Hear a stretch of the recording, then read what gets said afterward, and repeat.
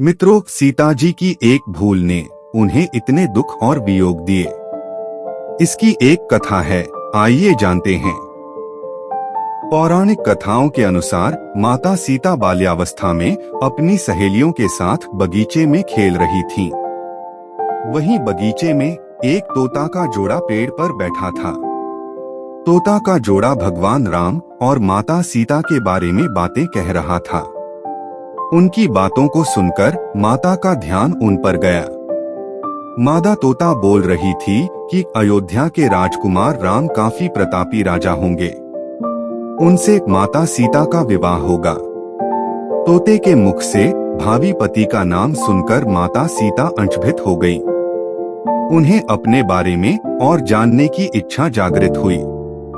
इसलिए उन्होंने अपनी सखियों से कहकर दोनों पंछियों को पकड़ लिया। फिर उन दोनों को पुचकारक पूछा कि भविष्य के बारे में इतना ज्ञान कहाँ से प्राप्त हुआ।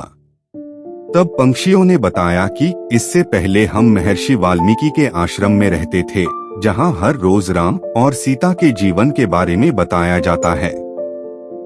इसलिए उनको दोनों के बारे में हर चीज कंठस्थ याद हो गई है। सीता जी ने पंछियों से कहा कि जिस जनक पुत्री सीता की तुम लोग बात कर रहे हो वह मैं ही हूँ। मुझे मेरे और राम के बारे में और भी बातें जाननी हैं। तब नर तोता ने कहा कि हे सीता, आपका विवाह अयोध्या के राजा दशरथ के ज्येष्ठ पुत्र राम के साथ आपका विवाह होगा और आपकी जोड़ी तीनों लोकों में सबसे अद्भुत होगी। सीता जी सवाल पूछती रहीं और दोनों तोता जवाब देते रहे। सीता जी ने कहा कि जब तक मेरा विवाह नहीं हो जाता तुम दोनों मेरे साथ राजमहल में रहोगे और तुम दोनों को वहाँ सारी सुख सुविधाएं मिलेंगी। सीता जी की बात सुनकर तोता का जोड़ा घबरा गया। तब नर तोता ने कहा, हे जनक पुत्री, हम गगन के पंछी हैं, इसलिए पिंजरे में बंद रहकर हम जीवित नहीं रह पाएंगे, इसलिए हमको आजाद कर दीजिए। तोते ने इसके लिए बहुत याचना की। तब सीता जी ने नर तोते को छोड़ दिया, लेकिन मादा तोता को नहीं छोड़ा और कहा कि यह मेरे साथ रहेगी।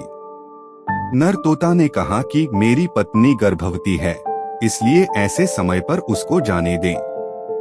हम दोनों एक दूसरे का वियोग सहन नहीं कर सकते, इसलिए आप मेरी पत्नी को जाने दें। लेकिन सीता जी ने उसकी एक न सुनी।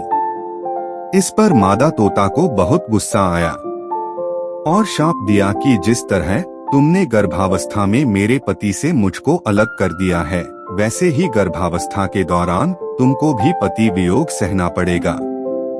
इतना कहते ही मादा तोता ने अपने प्राण त्याग दिए।